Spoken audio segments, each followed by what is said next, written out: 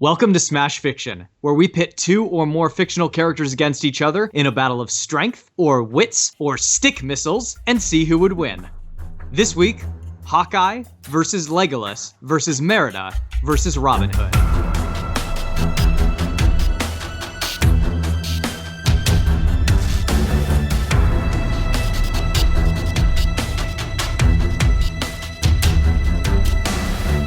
It's the name day of Joffrey of Houses Baratheon and Lannister, first of his name, King of the Andals and the First Men, Lord of the Seven Kingdoms and Protector of the Realm. This means that the whole of the kingdom, from the tundra just south of the Wall to the deserts of Dorne, is in the revels of celebration. Legally mandated and enforced celebration, but celebration nonetheless. But not everyone is happy with the celebrations as they stand. Chief among them, young King Joffrey himself. It's not that he's not excited for the almost literal mountains of treasure that will be brought to the Red Keep, he is. And it's not that he's not excited to attend all the sundry dinners with various dignitaries, he isn't, but he knows that if he doesn't behave himself, his Uncle Jaime will probably cuff his ear like last time. It's that the tournament to be held in his honor has gotten so predictable. Every year it's the same. Some nights he's seen 100 times before and doesn't care about it all, will put on some kind of mummer's farce at a real fight, they'll charge at each other with lances and act as though that's impressive, and maybe one or two of them will die accidentally and horribly, but that's it. Eventually, Joffrey's incessant whining about the dreariness of his impending celebration wears away at his mother's nerves. Cersei, trying to decide between negotiating with and strangling her son, opts for the former choice. Remembering the longbow he received for his last name day and all the fun he had using it to feather servants and peasants from his window, she puts forth the suggestion of an archery competition. Joffrey is intrigued, but suspicious. It'll just be some knight shooting at targets? Not at all, Cersei reassures him. They can have multiple events. Stationary targets, moving targets, armored targets, shooting from horseback, shooting while climbing, a dozen events in all, sure to challenge even the most skilled archers in the land. Joffrey is intrigued by the suggestion, but as Cersei prepares to make the arrangements, he offers one more ultimatum. No one from the Seven Kingdoms. He's grown so bored with seeing the same boring parade of heraldry and wants something new, something exciting, something like out of the legends and myths. Cersei, seriously beginning to rethink some of her life choices, begrudgingly goes about to find a way to pull in archers worthy of myth and legend who aren't associated with the Seven Kingdoms. And so it is that on the day of the great archery tournament in King Joffrey's name, numerous bowmen and women arrive from lands so distant that no one gathered in King's Landing has even heard of them. Though many have gathered, it becomes clear that only 4 have what it takes to win this competition. From the land of Middle-earth comes the lithe, blonde, and pointy-eared archer who never seems to get dirty, Legolas. From the Kingdom of Scotland is the short young archer with a gigantic shock of red hair, who may or may not be masquerading as a boy, Merida. From the distant island city of Manhattan comes the extravagantly dressed circus performer turned Avenger, Clint Barton, aka Hawkeye. Hey. From the forest known as Sherwood is a literal fox who can somehow use a bow, Robin Hood. Which one of these sharpshooters will claim the championship and the vast piles of wealth that come with it? Find a seat in the stands and grab some ale, gentle listener, because this is going to be quite a show. I'm Dan Mulcairn, your judge this week. Advocating for Hawkeye is Miles Schneiderman. You gotta respect the gear there, Hawkeye. Like this here. Boomerang arrow, Kate. It comes back to you in the end. Boomerang. Respected. Advocating for Legolas is Liz Logan. They're taking the hobbits to Isengard. They're taking the hobbits to Isengard. Remix. Advocating for Merida is Colin Mulcairn. I am Colin, second-born descendant of Clan Mulcairn, and I'll be arguing for my own hand. Oh, God. I knew we weren't getting out of this one without a terrible Scottish accent. No, it was never happening. Advocating for Robin Hood is Kit Mulcairn. Spider, snakes, and lizard's head. If I lose this match, I'll die till I'm dead. To clarify the rules, the contestants will have access to their own personal bows for this match. Hawkeye will have a small supply of trick arrows. In order to determine who goes first this week, I decided to have the advocates compete in the classic game of Operation. Unfortunately, my copy of the game was out of batteries, so rather than get up and walk all the way to the battery drawer, I just decided to let them cut me open and remove some of my less necessary body parts. Liz kept touching the sides of my incisions with her tweezers, and Kit accidentally removed my liver. Good thing I have 2 of those, right? Colin made an excellent Absolutely. show by removing my Charlie horse, my spare ribs, and the butterflies in my stomach. But Miles not only removed the very valuable breadbasket, but then gave me the full $6 million man conversion, including a cool new jumping sound effect. Therefore, the order for the match will be Hawkeye, Merida, Robin Hood, and Legolas. So, Hawkeye, if you lose this match, you'll have to join the Great Lakes Avengers, so make it count. No! Aw. Isn't Squirrel Girl on that one? Not anymore, she's not. Oh, well then yeah, they suck. So, we have a princess who is definitely good enough to win an archery contest against total idiots. We have an outlaw who, let's be honest, is probably already drunk, or at least slipping slowly into a food coma. We have Orlando Bloom, which, you know, less said about him the better. He's And so we have- hot now. And we have... who else? That's right. The best archer in the Marvel Universe, whose sole purpose is to be so good at archery that it's basically a superpower. Gee, I wonder who wins. Your Honor, I'm not going to regale you with any #Dan lists describing all the times Hawkeye has made an impossible shot. I have no doubt that you will hear tonight about that time Legolas shot down a Nazgul, or that time Merida split an arrow that was already in the bullseye, or that time Robin Hood got ridiculously fucking lucky and won, quote-unquote, an archery contest by pissing on the laws of physics. There's no remember that time with Hawkeye, because for Hawkeye, that time is all the time. My opponents will tell you about their character's best shots. I'm here to tell you that all Hawkeye's shots are his best shots. In the second issue of Matt Fraction's run on the comic, Clint Barton wakes up, spills his coffee, draws 3 arrows at once, and fires. The first arrow hits the target's head, the second its neck, the third its groin. Again, this is before he's had coffee. Once he's had his coffee, it's fucking over. And I want to take a moment to emphasize that we're talking about pretty good coffee here. Like, much better coffee than you'd find in medieval Scotland or Animal Nottingham. The difference between your morning Starbucks and whatever Sam Gamgee is serving Master Frodo every morning is small, but it is important, just like Hawkeye's technological advantage in this match. Olympic archers typically use longbows with about a 50-pound draw. I would say Merida and Robin Hood could probably do more than that, let's say 100 pounds, even though Robin Hood doesn't actually have thumbs, so whatever. The bow Legolas gets from Galadriel draws 150 pounds. Hawkeye draws 250, giving him a significant strength advantage. He also has access, as you mentioned, to a limited variety of trick arrows that could come in handy in the different contests. For example, adamantium and vibranium arrows are pretty helpful when it comes to piercing armor. But strength is only as good as the accuracy that goes with it. And though the competition is extremely stiff in this area, Hawkeye has one edge that beats them all: training. Clint Barton trains for multiple hours every day. He was trained by a guy literally named Trickshot and grew up shooting bows in the circus, where they sure as shit don't pay for snotty orphans who can't shoot. And after becoming a superhero and spending more years with the Avengers than Merida has been alive, Hawkeye has come to understand that the only way he can both stay alive and keep others alive on a team that has Captain America, Iron Man, and Thor is to be the greatest archer on the planet. That's why he's classified at power level 4 by S.H.I.E.L.D., even though he doesn't have powers. Clint Barton is solely devoted to being the best at this specific thing. He has destroyed every relationship in his life for this. To quote Hawkeye from Avenging Spider-Man Volume 1, number 4, I mean, I can't miss. I'm on a team with superhumans. And one god, in case you've forgotten. This is a quote. That's not me. That is a quote. It's okay, Colin isn't the judge. You don't have to worry about that. Fair enough. Even you, well, you climb walls really well. The training is the only thing that makes me special. And if I'm not special, then none of this is worth it. I gave up a lot for this life. I could have been happy with Mockingbird. Bobby. We could have had a good, simple life, but I wanted to play with the big boys. And if I miss, it means I'm just another dude with a bow. It means I've been fooling myself this whole time. And that's why I never miss. He tells Spider-Man this, by the way, after putting like 17 arrows inside the O of a no smoking sign. Oh hey, and remember that time he took out a bunch of guys while tied down to the table by using his own fingernails as projectiles? That was cool. It was cool, as was your opening statements. Very well done. Why is this episode so gruesome already? Because they're weapons, Kit. Bows are weapons. What the fuck was the operation thing about? Did you not hear the part where I have the $6 million man jumping sound effect? I mean, I guess that's worth it. All right, very well done, Hawkeye. Merida. Something about haggis. I always get shorted on the quotes when we do these 4-way ones. It happened in the last one. I was like, what's my quote gonna... You know what? Fine. I'm not mad. So I gotta admit, when I first started researching this match, I was pretty worried. I mean, look at the competition. We got Robin Hood, a mythological archer who overthrew a corrupt monarch and saved his people. We got Legolas, an elf from a work of fiction that was not at all concerned with making its weird magical races balanced with normal humans. And we got Hawkeye, who is a comic book character.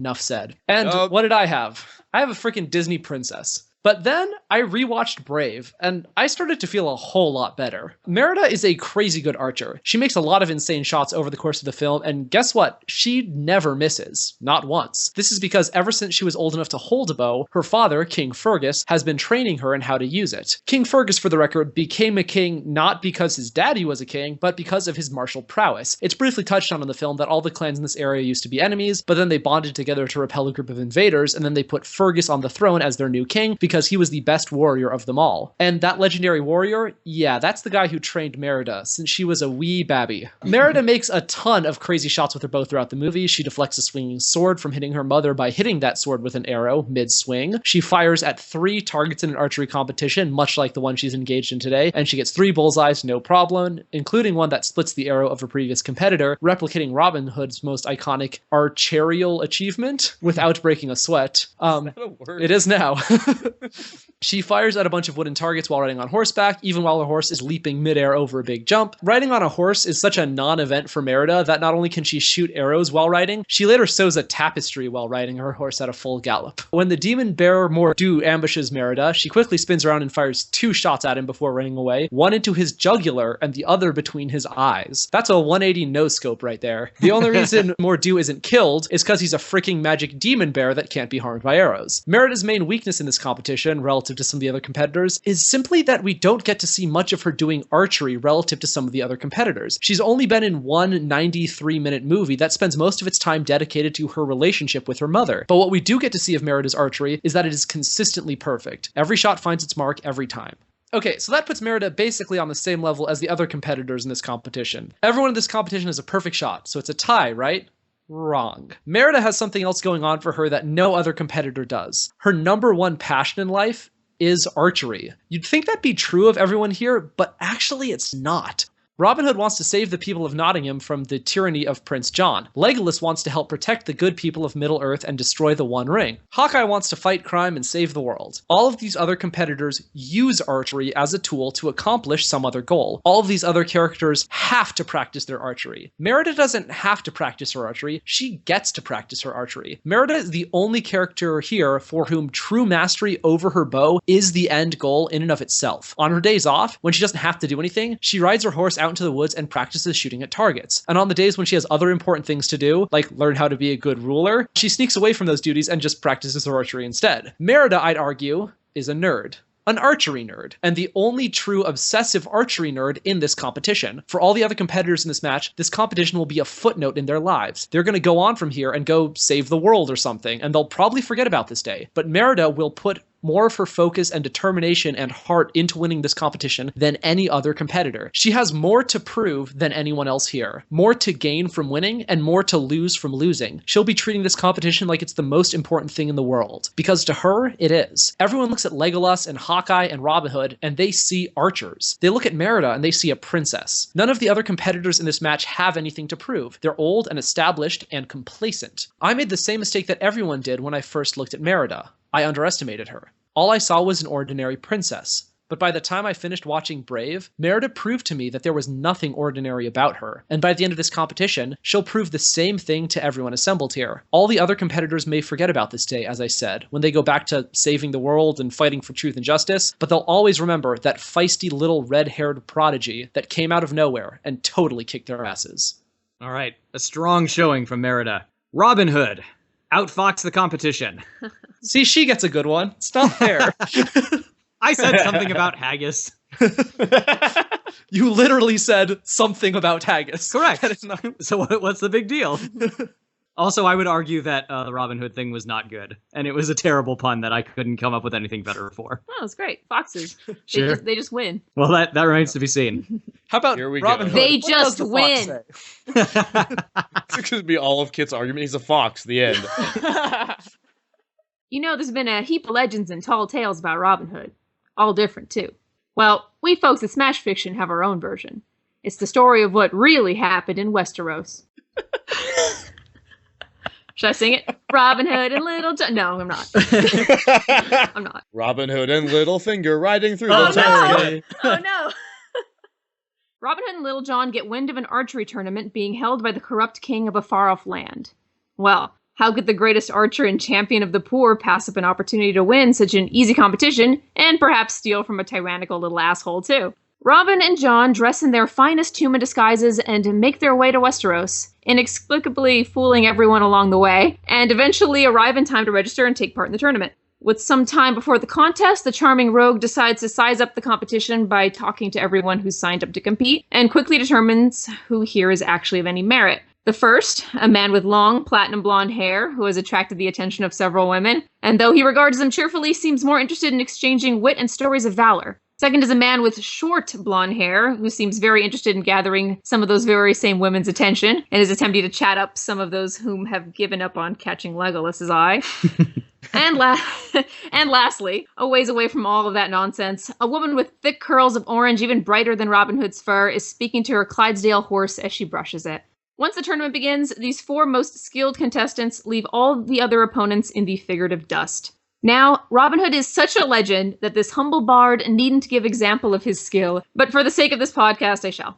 In the tournament scene of this film, he hardly glances at his targets before firing his broken, imperfect arrows with his janky tree branch bow whilst standing atop stilts. And he hits the bullseye, no problem. When the sheriff cheats by tapping his bow during a shot, Robin corrects his stray arrow with another, mid-flight, and the corrected arrow still lands a bullseye so solidly that it splits the sheriff's arrow. So much bullshit.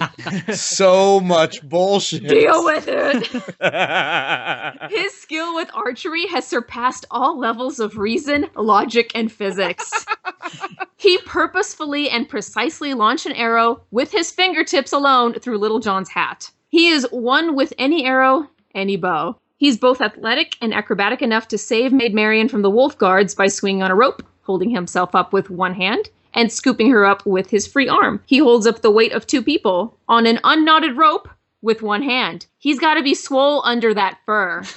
Also, when breaking into the prison and later escaping it while being pursued, he makes light work of climbing the castle walls, dodging arrows and spears, and using said spears as additional footholds. He is swift in mind and body, and it's kept him alive long enough to become the most famous rogue in history. Although Merida is incredibly skilled for her age, she proves to be the least experienced of the four. Sorry, lassie. And during the horseback portion of the competition, she is solidly disqualified when Angus becomes distracted by some conveniently placed apples and oats. Then Hawkeye, during a match to see who has the quickest draw, winds up firing last when a bosomy lass calls for him at the worst moment. Oodalolly, Clint!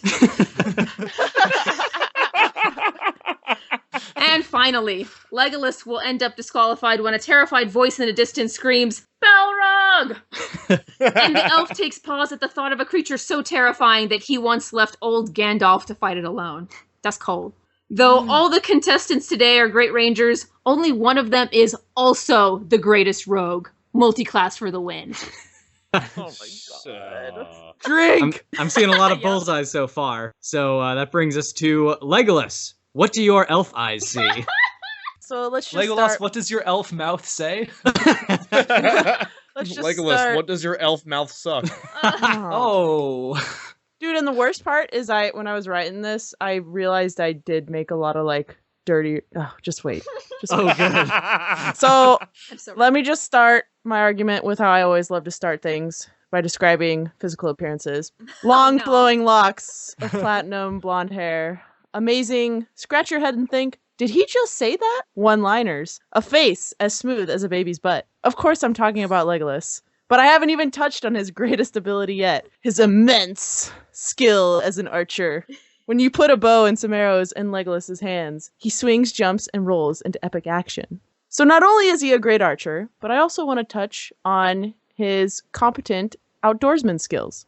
Being an elf, he was raised immersed in nature and the wild. As an accomplished scout, he can traverse nearly any environment and be in tune with various environmental conditions. When a snowstorm trapped the Fellowship, who was able to scout ahead? Legolas. He's barely affected by wind and other extreme conditions, which could prove extremely helpful if estimating targets and bow draws. He can maneuver himself into the best vantage points thanks to his elfish agility. Plus, he is noted as having superhuman sight and hearing and is able to see in the dark, allowing him to target his arrows with pinpoint accuracy, as demonstrated when taking down hordes of orcs in whatever Tolkien book you decide to open. Considering Legolas may be nearly thousands of years old, he has racked up tons of experience in all these fields. Now, Dan's List, Inc. Let's take a closer look at his archery-specific feats, of which there are many. He can accurately shoot riders on wargs moving at high rates of speed from hundreds of yards away, can shoot fighters while he himself is moving at a high rate of speed, whether that is on horseback, Momokill, or his Tony Hawk's Pro Shield boarding shield, and he shot a freaking Nazgul, as Miles said, with one arrow, showing how strong and accurate his bow draw really is. And he's also shown that he can shoot accurately through really narrow places, like through a fortress door. Yes. And if we want to get really ridiculous, he's able to accurately shoot targets while barrel and dwarf surfing down a roaring river, and he gets multiple headshots with one arrow multiple times. So Robin Hood can go fuck his apples. He is by far the fastest archer on the draw in this competition as well. He can get out more arrows per minute than any other competitor.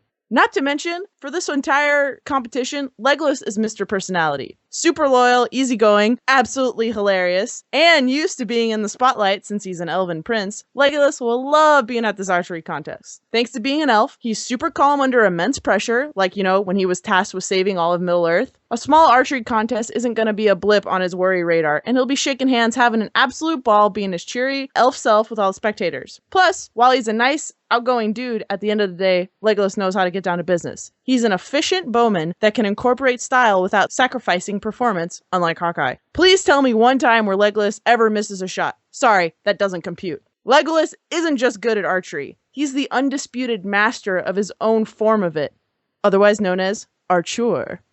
Archery parkour. For the other contestants, the way to winning is shut. The way is shut. I'm sorry. Legolas is Mr. Personality? Come on. Is that what I heard? I mean, you need someone to be like, a diversion. A diversion. Come on.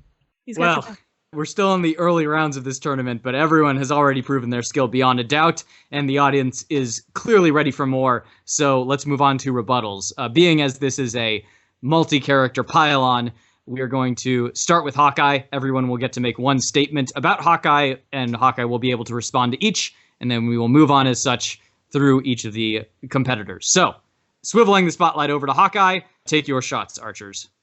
Miles, you brought up an example in Avenging Spider-Man #4. In that same comic, Hawkeye actually misses his shot after he talks to Spider-Man. Misses his shot shooting into a bad guy. Spider-Man realizes how important it is for him to actually hit his shots, and he sticks the arrow in the bad guy, making sure Hawkeye thinks that he made the shot. You're correct. That does happen. I would hasten to point out to the judge that Hawkeye misses that shot, which I believe is from 700 yards away through a bunch of buildings while he's fighting a bunch of goons and not looking at his target. So, everybody misses every once in a while. I'm sure that Legolas wishes he could have had a few shots back when that dude with the torch was running towards Helm's Deep, and all he had to do was stick one in his eye and that guy wouldn't have done anything, but, his shots kept hitting the wrong places. So, happens to everybody. I'm not going to blame Hawkeye for not being able to make that particular shot. And if you recall, the arrow landed, right at the dude's feet. He was super close. Legolas doesn't miss, though. He still hits his target. Yeah, okay. Liz, you've made your point. Hawkeye's biggest weakness is his hearing. It is known that Hawkeye has lost 80% of his hearing. He actually wears hearing aids, but I think after a couple days in Westeros, the batteries of those are going to run out, and I don't really know where he's going to get any replacements. It looks like Joffrey's probably going to want to up the ante as time's going on with this competition and do all sorts of crazy stuff. Oh, you have to shoot in these conditions, these. He's probably going to be shouting out instructions from across a field in his tiny little boy voice, and I think if, he might miss some of the finer Can you do it for us? It's going to sound like this.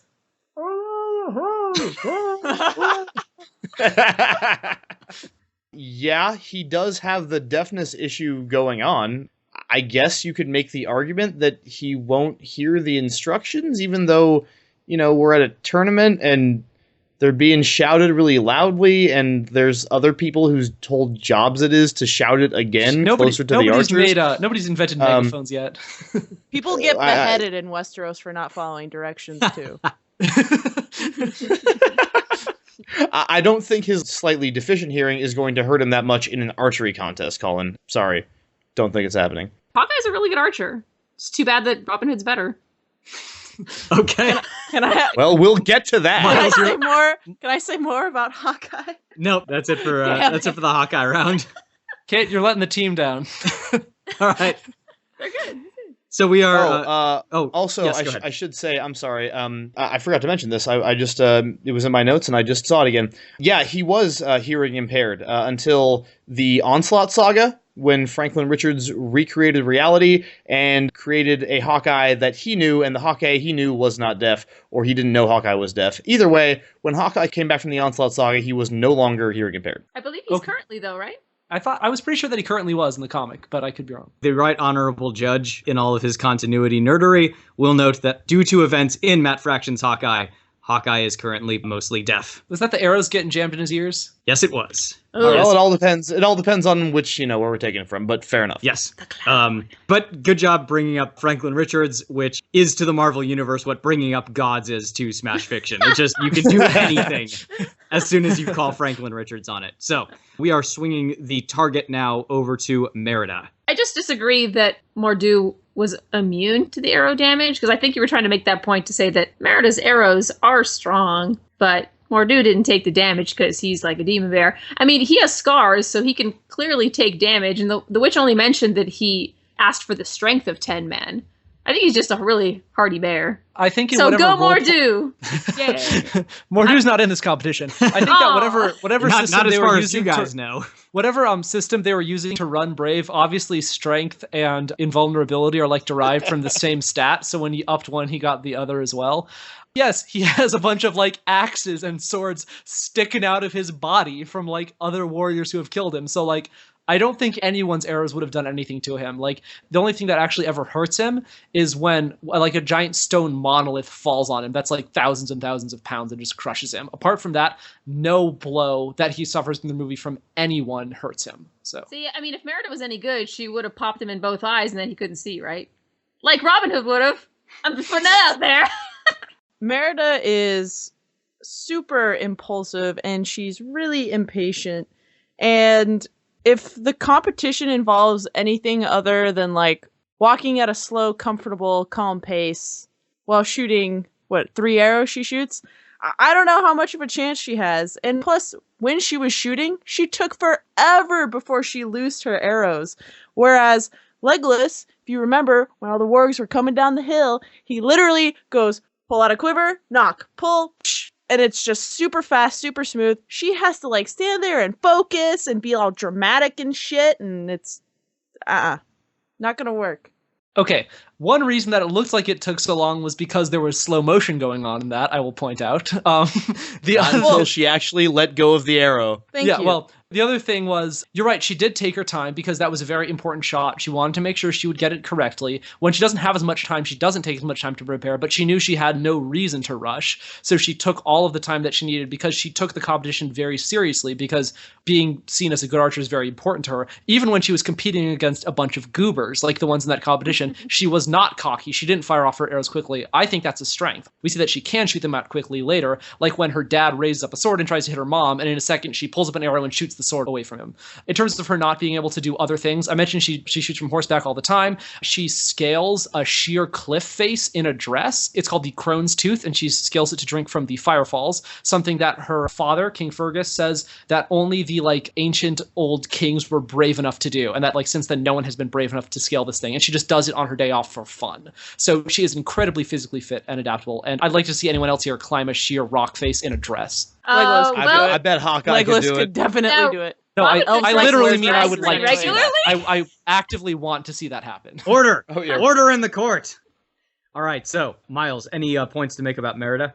Merida, her claims to fame in Brave, the thing that people really remember about her skills at archery are really twofold. There's the bit where where I'm shooting for my own hand, and she hits the 3 bullseyes, one right after the other, while walking calmly down the thing. And then there's the thing with Mor'du. Not to go back to Avenging Spider-Man Volume 1, Number 4, but at the beginning of that very same comic, it opens in Central Park at an archery competition with 3 targets, and the guy giving the commands is like, on your mark, get set, and before he can finish the rest of the word fire, 3 arrows hit each of the 3 targets in the center of the bullseye before anyone could even release or the guy could finish his sentence. So that's Hawkeye for you. As regards the Demon Bear, there's a Demon Bear in Marvel too, guys, and he got taken out by the New Mutants. Now, I'm not saying the New Mutants are slackers or anything. I love the New Mutants, but this was like early New Mutants, like when they were still legitimate students at Xavier's school, and Hawkeye is an Avenger.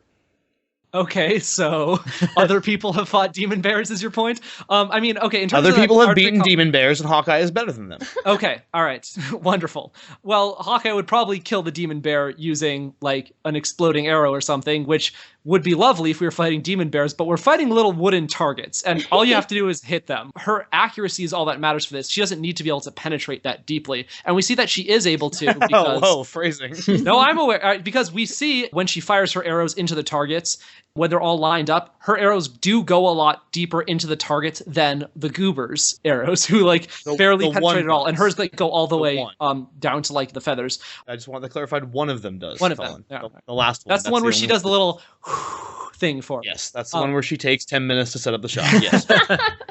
It's a 93-minute movie. I don't think that was 10 minutes. The other thing I was going to say, whatever archery competition this guy was doing, if the guy said fire, then clearly he doesn't know anything about archery, because you do not fire arrows. You shoot them, or you for God's sake. You loose arrows or shoot them. You do not fire them. So I don't know what rinky-dink archery competition this was, but obviously this doesn't count. Okay, so there were targets. They had bullseyes. It might have been teen division, so what? So in the Smash Fiction battle of archery judges, obviously the one from the Marvel Universe has been disqualified. But we will be dealing with that match next week, I assume. All right, very good. Absolutely. So we are now focusing on Robin Hood. You mentioned that Robin Hood is multi-classed. Why did you mention that? You are correct. He is not only an archer, he is also a bit of like a rogue and a bard and like a little bit of this and a little bit of that. And he doesn't really ever take things seriously, as we can see, like relative to Merida, who I just said, like, even when she was competing against awful archers, took it incredibly seriously. And we see that Robin Hood just kind of is always dinking around. I feel like he doesn't give anything his full focus, and that's fine when you're competing against the Sheriff of Nottingham, who's not that great, but all of these are other legendary archers who are all on Robin Hood's level, and I think he's likely to underestimate them. I think he's more than capable of taking things seriously when he realizes he needs to, and like after chatting up these 4, he's gonna realize, oh yeah, these are actually pretty good. I think I'm gonna have to use some rogue tactics. Nothing wrong with multiclassing here, by the way. Dan did mention, the numerous things that was going to be happening in this competition, more than just the ability to draw back your arrow. Without thumbs. Hey, he's got little fox thumbs.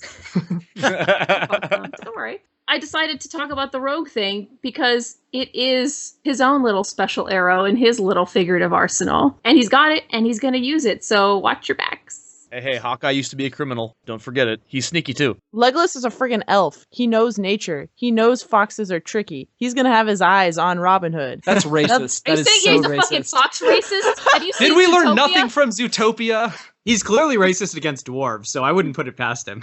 No, Hey, no, and he made exactly. friends. He made friends with Gimli, and they're best buds now. So, Yeah, some of his best friends are dwarves. Oh, God! Oh, you just made that argument, Liz. That's great. Oh, ouch.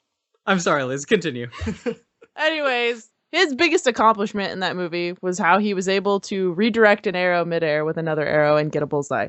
Yeah, Can we talk about how crappy his bow jars are, if that's how slow and weak his arrows are, that they can, like, hang time, and then he can redirect it? What a shitty bow draw. It was exactly what needed to happen to get that thing to land right in the middle of the sheriff's arrow. He knows how much to put in.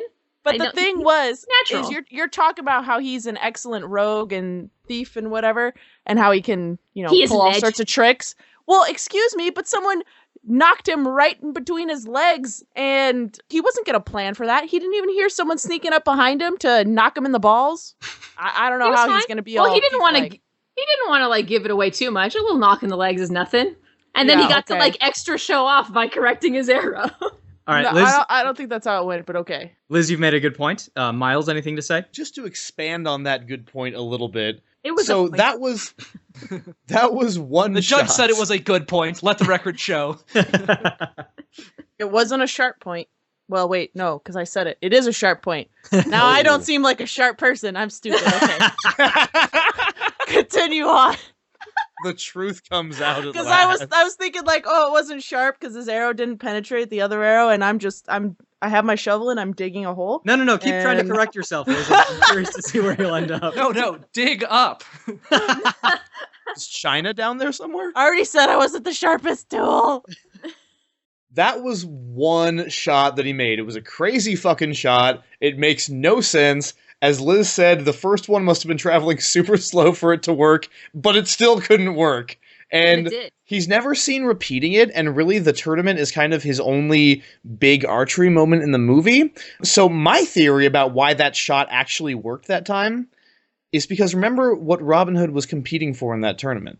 A kiss from Maid Marian, the woman, the vixen that he loved. There's no Marian here, and so there's no motivation. Not just no motivation, but that shot, I would argue, the only explanation for the way its course was altered was that it was altered by the force of true love. Okay? Sir, is there not money in this competition? Money for Nottingham. Money. That is money what Robin, is nothing. That is what Robin Hood stayed away from his beloved Maid Marian to get for so long. That's not true. He's a rogue, and he's stuck with the rogue life. Money is nothing compared to the love of his lady, kid, and there are no well-dressed vixens in the audience here today, unless I really misread certain parts of Game of Thrones. Miles, certain fan art on the internet would disagree with your reading of the species of the characters in Games of Thrones. Not canon! That was the best performance of Robin Hood's career. It was his best performance because he was so motivated to get that kiss from Marian, and I don't think it's replicable. Well, you're free to think things as wrong as they are. Okay, so we are moving on finally to Legolas. So, fuck him. Both literally and figuratively, but I'm not down for it. Not my type. Robin Hood, on the other hand. Oh. So the thing about Legolas is that he's awesome in battle. Like, in a battle situation, holy shit, the dude is insane. I mean, I'm not going to deny it. I watched Lord of the Rings a bunch of times, and he's pulling off some seriously crazy shit, and I don't think he's got true love to thank for that.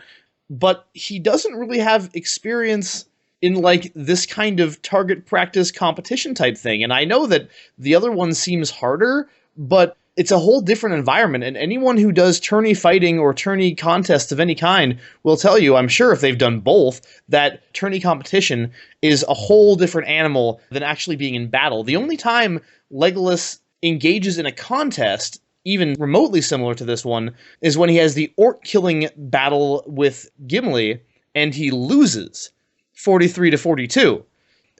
Also, he did lose Tauriel to, he kind of liked her and lost her to another dwarf, and this one doesn't have a beard. So I guess basically my point is, how good could Legolas be? He loses to dwarves. Yeah, I mean, it should theoretically be okay, as easy as, wait. You say Legolas doesn't have any experience in competition, but as you brought up, he did have the competition with Gimli.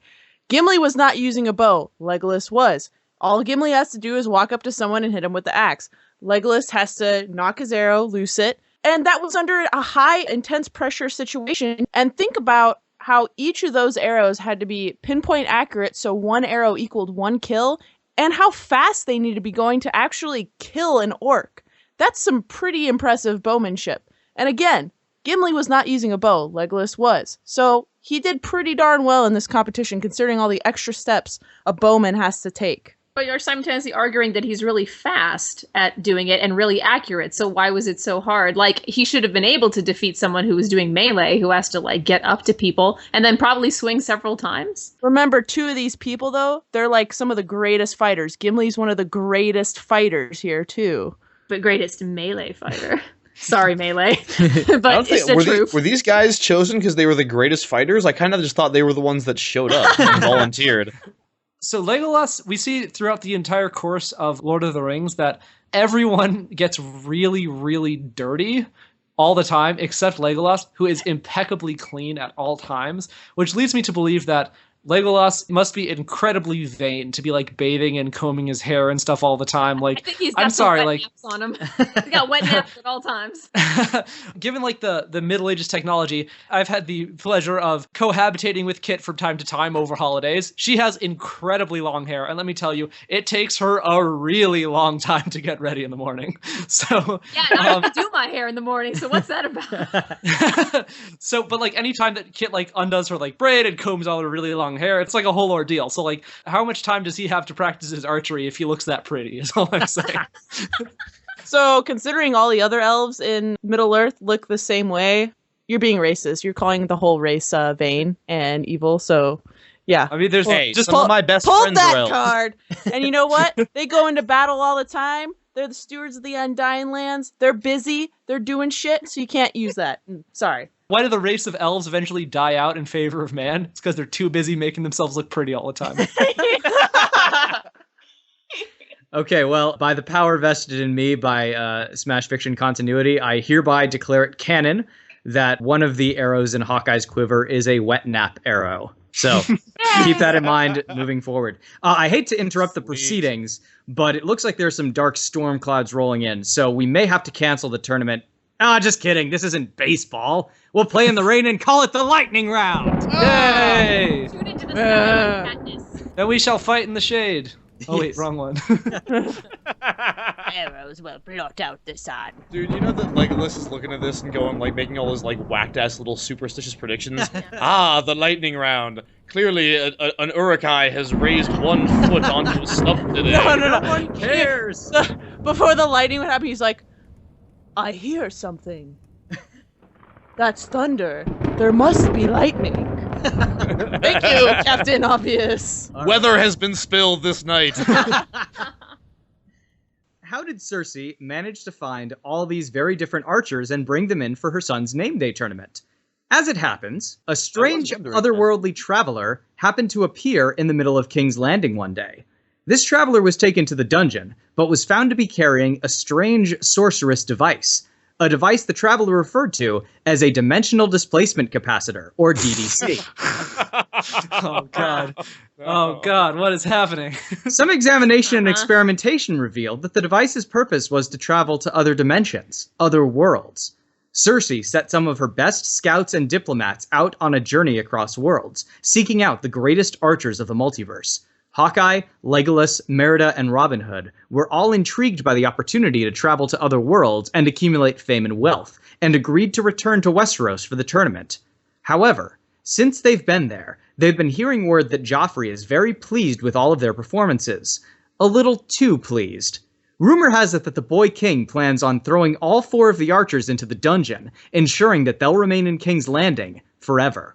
Screw this noise, the archers decide. Sneaking away from the tournament during the musical halftime show, the archers stealthily infiltrate the Red Keep, searching I love you, Beyonce! for the secret treasury where the mysterious device known as the DDC is kept. Only one of them can sneak past the guards and through the halls of the Red Keep, break into the secret and secure vault beneath the castle, and use the DDC to escape back to their homeworld and away from the genuinely sociopathic Boy King. The rest can only hope for a room with a view in the castle dungeons. So, advocates, when this archery tournament turns into a fantasy heist movie, which character winds up beating the others to the secret vault and escaping with the greatest treasure of all, not having to be around Joffrey Baratheon? Legolas, you went last in the opening rounds. You are going first in the lightning round. Okay, so first off, my first initial descriptor of Legolas, platinum blonde hair. You know who has blonde hair in Westeros? The Lannisters. You know what Ooh. Legolas is going to impersonate? A Lannister. Some distant cousin, maybe related in Lancel's family, you know, some distant cousin of Kevin Lannister. And he's just going to walk right through that thing. He's going to put his hair down so it covers his little pointy ears. And like I said, he's an elven prince. He has enough poise and grace to come off as some affable, cheery guy and walk his way right into the Red Keep. It's like he completely belongs. He's noble. He's got the looks. He'll blend right in. After that happens, after he gets through the front gates, because as we've established, the Westerosi guards are not that smart, he'll get in through the gates and he can go anywhere. He's shown how agile. His archery parkour. Hello, people. He could climb up onto the top of that Red Keep, do a few circles, moon all of King's Landing, and then go right down into the dungeon and get in there. I mean, being in the Fellowship, they've had to go behind enemy lines multiple times, fight their way out of situations. He's demonstrated great bow skills, great close quarters combat. Anything he runs into, he'll be able to deal with. And if he runs into locks or whatever, I have no doubt that Legolas will know how to pick them. He's thousands of years old. He has so much experience, life experience, combat experience, scouting experience. He won't get caught because he'll be able to hear anything that's coming around any halls. It's going to be dark in that keep and he can see in the dark. He'll be knowing exactly where he's going. Oh, and he's fought in tons of different fortresses. Helm's Deep, he'll be at home, basically. All right. Very well done. Robin Hood, how about you? Are you kidding me? He has to sneak into a place and then steal some shit? You're just like made this for him. I mean, the friggin' prison break-in scene is basically this. He's gonna easily sneaky snake his way in there, steal this strange DDC thing. I've never heard of that before. And then, fuck it. If he passes by like a little bauble or bag of coins for some reason that's sitting around, he'll fucking take that too. I don't know, dude. The Kingsguard are like the Sheriff of Nottingham times 1,000. He's also a master of disguise. Somehow. All it takes is like a fucking sock on his face. And he just fools the shit out of people. He's got this. Okay. He's got that physics mind-breaking bullshit. Well, I would 100% watch that movie, I'll tell you that. Right? Merida, how about you? Yeah, so I don't know quite what argument Hawkeye is going to make yet, but I think it's obvious that if Legolas does try to become a Lannister, then he will of course be stabbed in the back by the time he makes it to the center of the castle, because that's once they think that you're actually a Game of Thrones character, that's about how long your life expectancy becomes. And Robin will of course be too distracted by little baubles to make it in time. Over the course of the competition, however, Merida has made a little friend. There is a young boy in the audience named Ari, who has become quite infatuated with this strong, independent princess. Speaking to her, eventually Merida is able to put together that this little boy is, in fact, a little girl named Arya Stark, who is Not a little in King's trickster. Landing right now. Spoiler. We haven't decided what time period it is. Well, it's clearly during Joffrey's reign, and she takes off. She could still be there, but I'll allow it. Go on. Tight window. Also, did she seriously give herself the nickname Ari? Yes. Yes. Oh, God. Rag, that's... No. Yoren gave that to This her, is coming right? from the guy who put a sock over his nose as a comment. Hey, it worked! It worked. As did her name. Yoren gave her the nickname, so it doesn't matter. Regardless, as we have seen, once Merida has the assistance of a young troublemaker or two or three, she is very good at sneaking things into and out of castles. So this is when she used her younger brothers to create all sorts of distractions so that she could sneak out of and into the castle with a freaking bear. She both left the castle with a bear, and then later in the movie, snuck back into the castle with a bear. So I think that is the sneaking into a place equivalent of with your hands tied behind your back. Okay, Hawkeye? Well, Hawkeye, I think, frankly, has an advantage over pretty much everyone in this match because he has worked for S.H.I.E.L.D., has worked for the Avengers, has led the West Coast Avengers. He's been doing this for a long time, and the dude has gone on plenty of infiltration missions. So not only does he have the formal training for stealth and infiltration, but he also has the circus background, which lends itself really well to heist movies. I don't know if you guys noticed, but, stuff like being able to do cool tricks with your hands and fool people and just kind of, that whole deal, his whole circus background is going to lend itself extremely well to this. I don't think he would have any trouble getting to the DDC the boring way. But the interesting way would be, of course, to kind of find a young lady who may or may not be a maid to Queen Cersei. Queen Cersei's maids have shown themselves before to be less than loyal and willing to sell her out for the right reason. I think Hawkeye will romance one of these young ladies, and she will be able to help him get something like, the keys to the dungeon downstairs. And if worst comes to worst, this is during Joffrey's reign. You know what Cersei doesn't have during Joffrey's reign? Jaime. So, she's got Lancel, who's kind of a poor copy. And she's got, some other dudes, but nobody like Hawkeye. She, as the person who personally recruited all of us to this contest, I think Cersei would have had her eye on him beforehand and be very interested by the fact that he comes from another world. And, they're similar ages. They have a lot of interests, like, watching people bleed and stuff. If necessary, he might even be able to get close enough to her to get assistance from the queen herself, who has a history of not necessarily wanting her son's sadistic orders to really go through. So if you're from another world, there is very little chance that you are related. So I don't know if that's going to happen. So you're saying he's going to be too busy boning down to get to the thing first, basically? No, I'm saying he's going to get there more efficient. He's going to get there.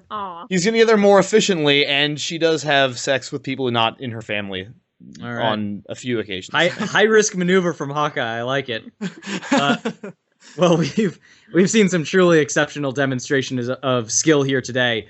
But I mean, she's going to fucking break his heart and ruin his life, but because they all do. But what are you going to do? Sorry. I am pleased to announce that the winner is... Oh, hang on a second. It looks like the King's Justice, Ilan Payne, is signaling me to go join him over at the Executioner's block. I'm sure it's nothing. He probably just wants me to take a look at that giant sword he has drawn and ready. I'm going to go check up on him. I'll be back in a second. So I kind of felt like Mor'du was the secret fifth character in this. He got brought up a lot. I'd be all right. I wonder how good he is with a bow. Not great, I would think. At least not in bear form. Yeah. In bear form, you just conjure in my mind the ability that maybe he switch back and forth like Bloody Roar or something. I'd watch that movie / play that video game. Yeah, he's an animagus. Yeah. I just wanted to give a quick shout out to another podcast that actually helped me a lot with my research this week. So you cheated, you say? On this podcast? Yes. In both senses of the term. No, I did not cheat. I did research. I got information. I just wanted to give a quick shout out to the Journey into Misery podcast, which is a show in which Kieran Shiak explains comics to his frequently unimpressed girlfriend, Helena Hart. She's really cute. She's adorable, and it's a great show. I like it a lot. They had a Hawkeye episode, and it was very useful. So thank you, Journey into Misery. I totally should have If you're listening to this, which you're probably not. I totally should have listened to that one. I actually have listened to that podcast quite a bit. I'm working my way through it. I should just, whenever we're doing a comic book character, check to see if they have an episode, and then it will probably cut down our research quite a bit, because they I'm telling you, they're very thorough. It's a really good podcast. They're very thorough. I was thinking, I was like, okay, here we go. I got to sit down and do research. The fucking comic book character, the wiki's going to be 2 miles long, and oh wait, did Journey into Misery do Hawkeye? All right. Yes. So now we're going to reveal to the listeners how much research we do every once in a while. But hey, I do tons of research. Anytime comics are involved, I'll tell you. yeah, I just shudder. By the way, speaking of research, I fucking just came to hate Legolas because he's too fucking perfect. I typed in what are Legolas's weaknesses into Google, and he's got. Did you really? I did that too. Oh my god! All in like so many pages of fan fiction. I don't give a shit. I just want to know the information. I kept typing for each character. I was like, does so and so ever miss a shot? Yeah, that's what I did for each person. Oh, interesting. Do any of us? I mean, I guess Hawkeye, but Hawkeye. And then I guess technically almost Legolas Robin Hood misses. when he gets the stilts kicked out, but then he corrects it. So Yeah. Which is even better. But yeah, Legolas, hey, dude. Miles, we have said many times, bad writing does not make something inadmissible as evidence. I know. I dealt with it. I had a theory for why it worked, and I think it's a good one. It was a wonderful I theory. think you did a really good bullshit. I mean, basically, so much of my thing was bullshit. It's just all sass in the form of fact. Sass in the form of fact. I think, could that be the tagline for the podcast? Probably not. Facts are few and far between around here. Less thinking, more sass. Nah, I like less thinking, more Yes, yelling. Yeah, better. more Well, yelling. It is also very true. Yeah. Medium amount of sass? The same amount of sass. Light sass? With a light sprinkling of sass? Yeah, Medium, I like that. medium rare Like- sass. Bullshit with a dash of sass? Is that? Yeah, you got to be careful using the bullshit. It's a very strong spice. It can quickly overpower. Oh, my. Yes. I don't know. I don't mind. I don't think you can really have too much bullshit. Oh yeah. Mm. Yeah, I mean the Super flavor can effective. be overpowering, but Really, yeah. Miles? Considering your opinion on cartoony stuff in general, isn't that all bullshit? What is my opinion on cartoony stuff in general? You seem to really hate like cartoon logic. It's arguing hate against it on cartoons. this podcast. I hate cartoon logic from cartoons that come from certain countries Ah. that will not be named. Oh, it's the best country though, with the best cartoons. Oh, No. Hello, guys. Hello. That Ellen Payne is a real nice guy. Apparently, we're real big in the executioners circles, so he just wanted to talk to me about the show. Would not shut up. I had to literally cut his throat in order to get away. So, What did it Um, sound like? I just assumed you got, With no tongue. No, just dry clicking, as Yeah. I recall. I just assumed that you got resurrected by a mysterious flaming kiss after your head was cut off. So it has genuinely been a very long time since I had a match that was this difficult to judge. Going into this, I was not anticipating the amount of nuance that you guys were able to bring to what's basically the same skill check being made 4 different times. You were really able to nail down what each archer is good at within archery. And also, I have to applaud you for really boiling down like why your character's motivations are important and like how that sort of elevates them. I think that similarly to what Colin was saying during the Dresden versus Constantine episode, it turned into a little bit of like, well, yes, this person can do this, but my character can do this. And so that cancels it out in some way. And I think that's largely true. You know, each of them is slightly different. And I think that a lot of their differences sort of come out in the wash to some extent if you're talking about like over the course of a tournament with a number of different challenges. I will say, though, that one thing that no one really talked about is why they would not be fooled by Robin Hood's trickery. So I have to say that I think Robin Hood wins this. Wow. Oh. Wow. Cross-class for the win. That's a fair point. I think that's something that none of us are super good at defeating would be somebody who doesn't play fair. And I think he's the No, one that's least true. he's the one most likely to not play fair. Yes, I can't argue with it. that was my thinking exactly. And also, Kit, you construct such charming narratives around your characters that like eventually it has to win for you. And this was that time. But seriously, you guys, like, not since Gargoyles versus Ninja Turtles have I been this divided on which side I was going to go with. Well done, everyone. Ah, I'm so happy I All brought right. honor to foxes. You did Fox's proud Yep. tonight, kid. They will not disown me. Thank you to Brett Greer for suggesting this week's episode.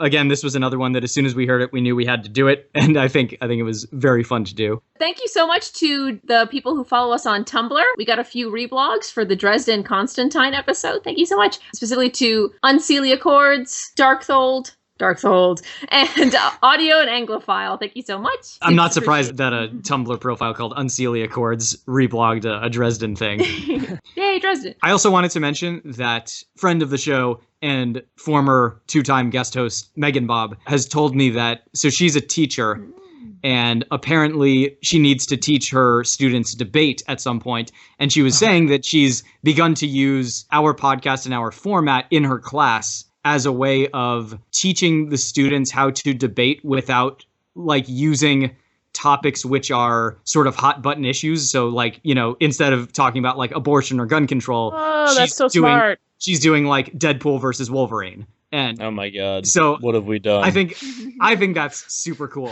Like, Tell me she doesn't actually play the shows for her students. well, that I don't know. because I'm not sure I'm prepared to be responsible for that.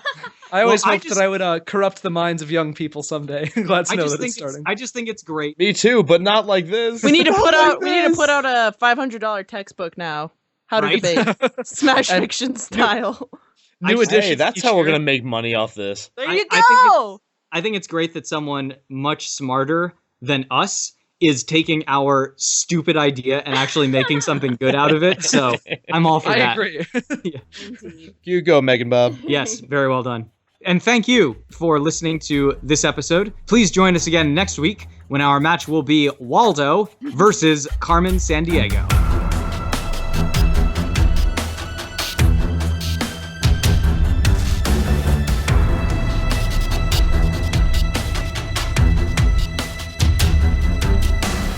Smash Fiction is produced by Miles Schneiderman, with logo design by Colin Mulcairn. Special thanks to Kevin MacLeod for our theme song, which is called Hitman. You can find his work at www.incompetech.com. You can follow the Smash Fiction Podcast on Twitter at SmashFicPodcast and search for us on Facebook and Tumblr. Subscribe on iTunes, and if you leave us a good review, we shall become more powerful than you can possibly imagine. If you have any suggestions, feedback, or other contributions, send them to us at smashfictionpodcast@gmail.com and help us continue the fight.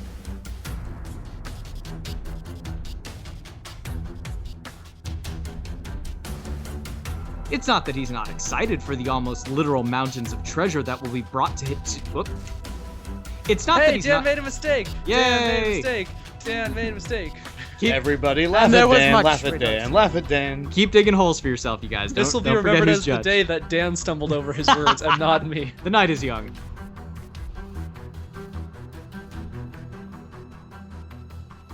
So we know that this puts Merida on the same level as the other Blah. Okay, so that puts Merida basically on the same level as the other I can't say competitors. Well, Competitors. well, well.